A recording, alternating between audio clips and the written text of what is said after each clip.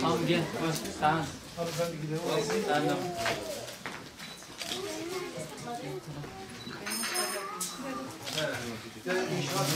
İnşaat işinde. Tamam.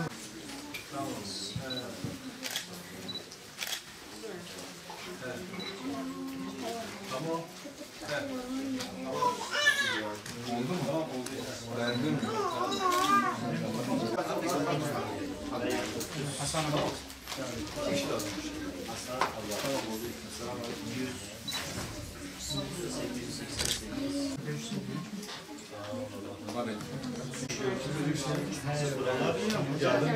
İcabet çağrılmadığı için bakmadım.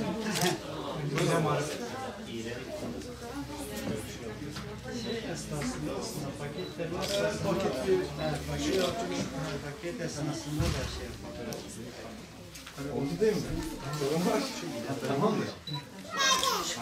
Bugün Uluslararası Yardım Kuruluşu olan Avrupa Yetim Eli olarak kış çalışmaları kapsamında hava soğuyunca değil, yüreği soğuyunca başlarmış insanın kışı sloganıyla startını vermiş olduğumuz kış yardımı için bugün ülkemizin Mardin ilindeyiz.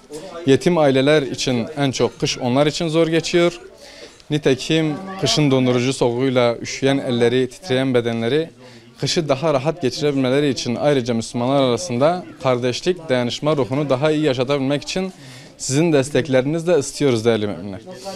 Aynı şekilde Allah'ın emaneti olarak da bizim üzerimizdedirler. Çünkü biz nasıl eşlerimiz bizim için Allah'ın emaneti ise onlara gözlerimizden daha güzel bakıyorsak aynı şekilde yetimlerimiz de Allah'ın bize birer mükafatı ve aynı şekilde belki cennet vesilesi olacak kimselerdir. O yüzden ısrarla kardeşlerimizi yetimlere sahip çıkmaya çağırıyoruz. Siz hayırseverlerimizin desteğiyle de bugün Mardin ilimizde onlarca yetim kardeşimize bir bot, bir mont ayrıca atkı bere yardımı yaptık. Rabbim emeği geçen kardeşlerimizin ve hayır sahiplerinin ecrini zayi etmesin.